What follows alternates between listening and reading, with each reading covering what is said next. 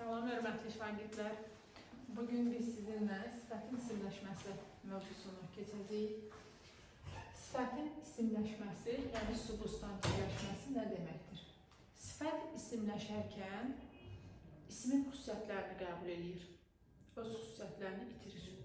Yəni sifətin hansı xüsusiyyətləri var? Sifət nə bildirir? Əlamət bildirir, keyfiyyət bildirir, necə, nə cür, hansı suallarına cavab verə bilir. Amma sifət isimləşərkən özünə aid olan xüsusiyyətləri itirir, əvəzində qazanır ismin xüsusiyyətlərini. Yəni artıq sifət isimləşəndə necə, nə cür suala cavab vermir, kim, nə suala cavab verə bilər. Məsələn, zaldakılar filmə baxırdılar. Baxın, hörmətli şagirdlər, burada zaldakı sözü ilk baxışda gördük ki, əslində burada sifətdir. Sadəcə olaraq cümlə daxilində kim sualına cavab verir? Kim filmə baxırdı? Zaldakılar. Baxın, daki şəkilçisi qəbul etmiş istənilən söz, biz bilirik ki, nitq səsi olaraq onsuz da sifət olur. Sadəcə olaraq sifət burada ismə aid olan cəm şəkilçisi qəbul edib və ismin sualını götürüb, kim sualına cavab verərək burada isimləşirdi. Kim filmə baxırdı? Zaldakılar. Burada zaldakılar sözü sifətdir, amma isimləşmiş sifətdir. Yəni siz bunu kim sualına cavab verir deyə, siz bunu isim deyə bilməzsiniz. Sizdən soruşsalar ki, və yaxud da testdə düşsə ki, burada zaldakılar sözü morfoloji baxımından hansı nitq səsdir, bu zaman siz deyəcəksiniz ki, təbii ki, bu sifətdir. Sadəcə olaraq sifət burada isimləşirdi. Biz ötən dərsdə isim haqqında danışarkən ismin sifətləşməsinə də biz toxunmuşduq. Orada da eyni ilə isim sifətləşir, yəni atributivləşir, isim sifətin xüsusiyyətlərini qəbul edir, isim orada öz suallarına cavab vermir, sifətin sualına cavab verir.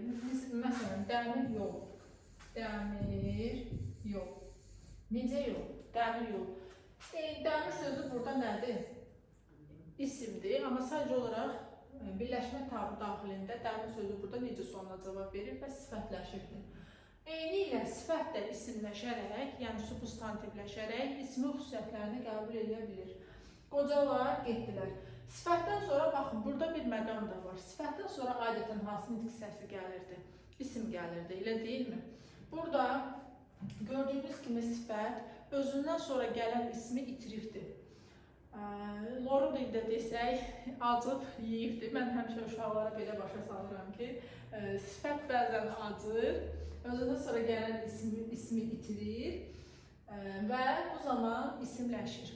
Baxın, əslində bu cümlə necə olmalıydı? Zaldakı insanlar filmə baxırdılar. Əslində cümlə belə olmalıydı. Sadəcə olaraq insanlar sözünün burada sifət itiribdir, zaldakılar şəklinə düşübdür. Baxın, ikinci cümləyə fikir verin. Qocalar getdilər. Qoca sözü aylıqda sifətdir. Qoca sözü necə sualına cavab verir? Lakin burada cümlə daxilində qocalar sözü kim sualına cavab verir? Qocalar getdilər. Kim getdi? Qocalar. Baxın, burada da yəni əslində necə olmalıydı? Qoca insanlar getdilər. Necə? Hansı insanlar? Qoca insanlar.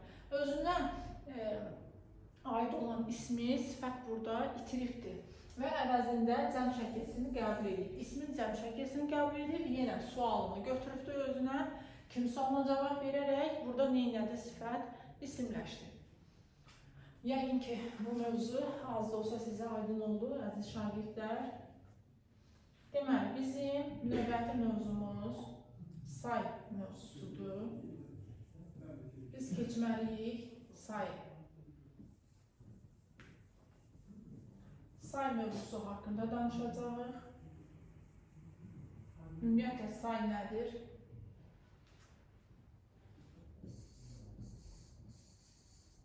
Say. Say nədir?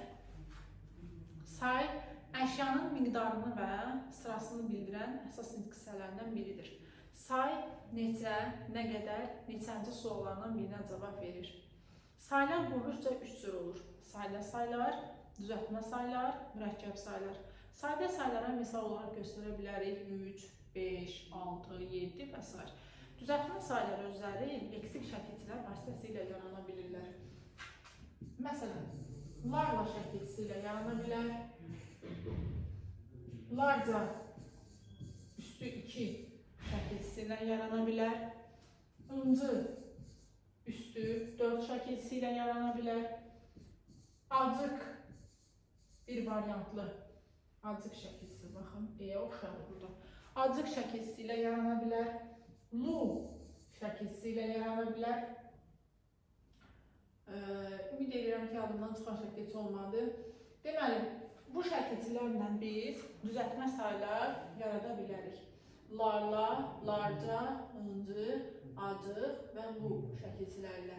Məsələn, yüzlərlə, minlərlə, yüzlərcə, minlərcə, 5-ci, 3-cü, 4-cü acıqa misal olaraq azacıq sözünü götürə bilərik. Azacıq aşım, ağrımaz başım. Lu çoxlu sözünü götürə bilərik. Məsələn, sayda özündən sonra adətən isim gəlir. Saydan sonra adətən isim gəlir. İstisna 1-2 məqamda saydan sonra sifət də gələ bilər. Məsələn, 3 böyük bina. 3 böyük bina. Fikir verin, burada saydan sonra nə gəlir? Sifət. Bəli, istisna məqamlarda saydan sonra sifət də gələ bilər, amma normalda say ismə aid olur. Yəni saydan sonra isim gəlir, neçə nə qədər neçənci suallardan birinə cavab verə bilir. Düzəltmə saylar haqqında danışdıq biz. Mürəkkəb saylar. Mürəkkəb saylar ayrı yazılır. Məsələn, bunları götürə bilərik, 15 sözünü götürə bilərik, 15 sayını. Belə bir şey yazaq, 15-ci. Baxın, əziz şagirdlər, 15-ci sözü də həmçinin mürəkkəb saydır. Burada inci şəkilsini çox uşaq görür. Deyir ki, müəllim, inci burada axı leksik şəkilsidir, sayı düzəldən leksik şəkilsidir. Biz bunu niyə düzəltmə götürməyək? Çünki mürəkkəb sözlərə ümumiyyətlə nə qədər leksik şəkilsi əlavə etsək də, o yenə də nəticədə mürəkkəb olaraq qalır. Baxın, 15-ci sözünə burada inci leksik şəkilsi əlavə etsək də, yenə quruluşca burada say, quruluşca mürəkkəb olaraq qaldı. 15-ci sözü yenə quruluşca mürəkkəbdir. Və sair və ilaxır bu tipli biz misallar göstərə bilərik, nümunələr göstərə bilərik. Baxın, keçək sayların məna növlərinə. Sayların məna növləri hansılardır? Sayların, ümumiyyətlə saylar 2 yerə bölünür. Miqdar sayları, sıra sayları. Baxın, miqdar, bir də sıra sayları. Miqdar saylarının özü də 3 yerə bölünür. Müəyyən, müəyyən, qeyri-müəyyən, qeyri-müəyyən və kəsr sayları.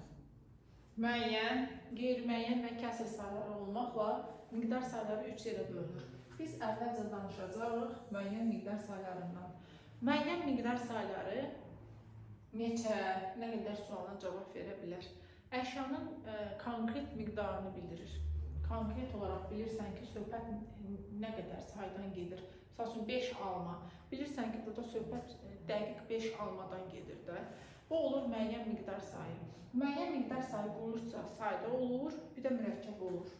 Quruluşca sayda ola bilər, bir də mürəkkəb ola bilər.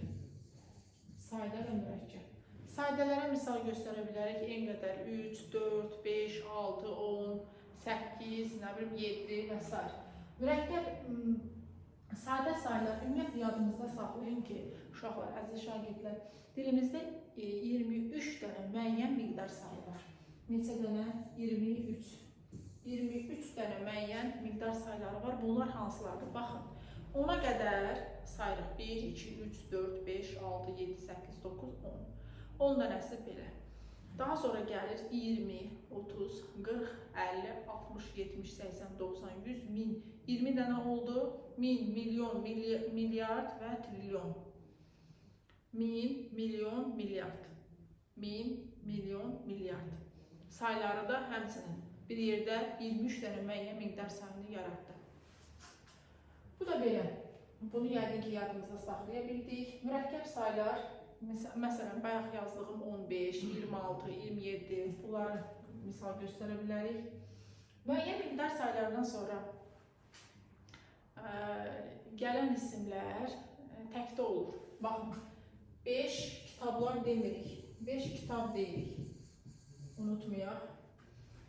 Deməli, bir də müəyyən miqdar sayı ilə numerativ sözün deməli işlənən ismin arasında, müəyyən miqdar sayı ilə ismin arasında işlənən müəyyən numerativ sözlər olur. Bu numerativ sözlər hansılardır? Məsələn, lövhəni silək.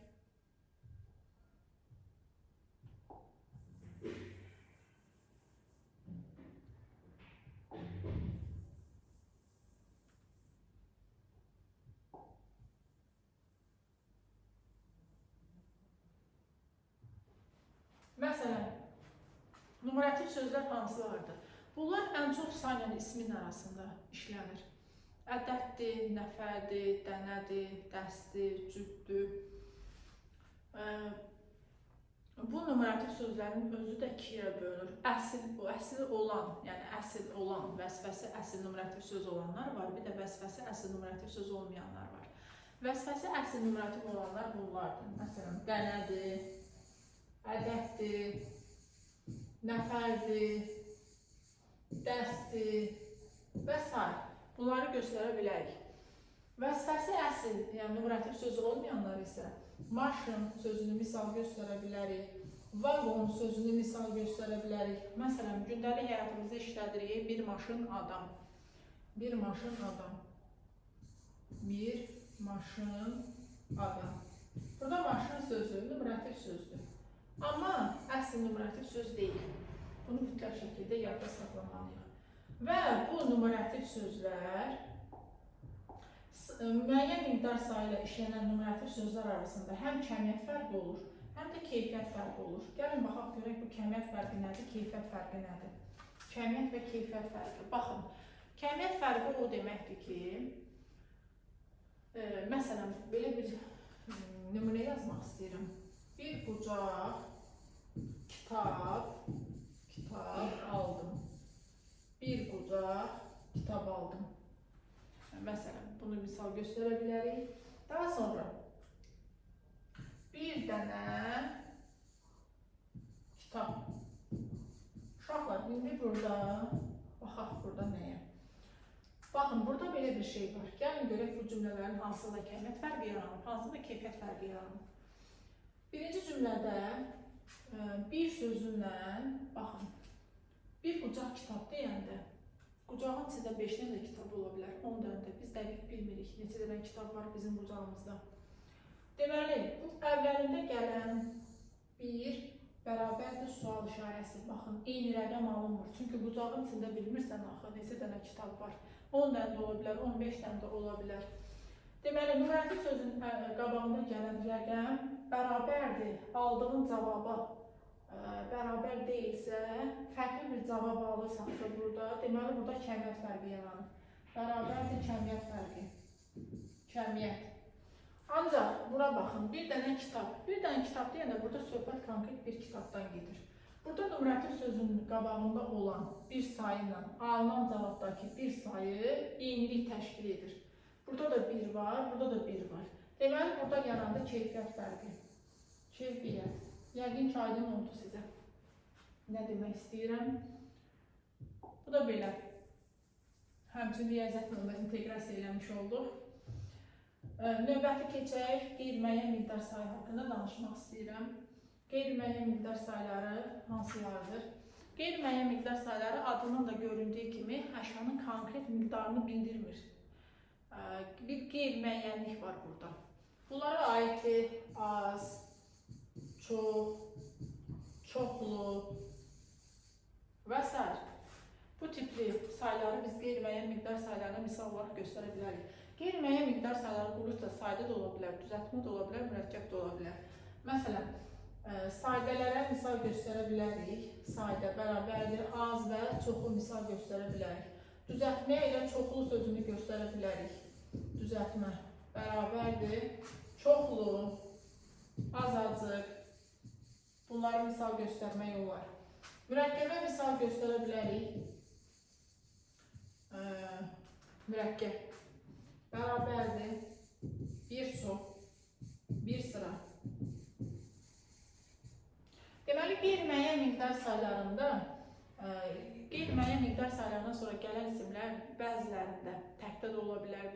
hissəsində cəmdə olur yalnız.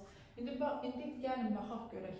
Baxın, çoxlu saylarından sonra gələn isim, qeyri-müəyyən miqdar saylarından sonra gələn isimlər təkdə də ola bilər, cəmdə də ola bilər. Çox kitab da deyə bilərsən, çox kitablar da deyə bilərsən. Çoxlu insan da deyə bilərsən, çoxlu insanlar da deyə bilərsən. Sonra bir sıra saylarından sonra gələn isimlər mütləq cəmdə olmalıdır. Bir sıra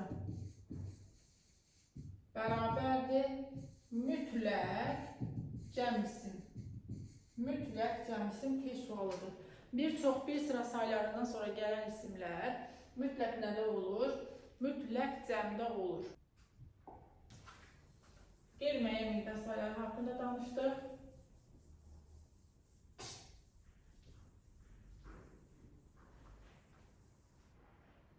Deməli, indi keçirik biz kəsr saylarına. Kəsr sayları çox qısadır.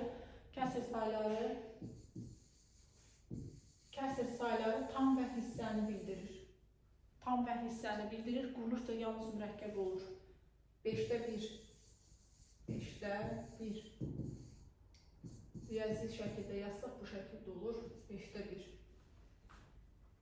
Deməli, məxrəcdə adətən yelihal şəkilsi olur. Sürətdə isə heç bir şəkildən istifadə olunmur adətən. 5'də 1. Keçək növbəti hissəyə. Növbəti isə sıra saylarıdır. Sayın digər növüdür. Sıra sayları.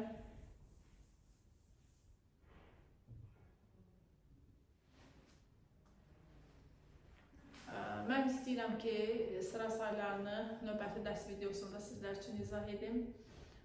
Hələlik, görüşənədək.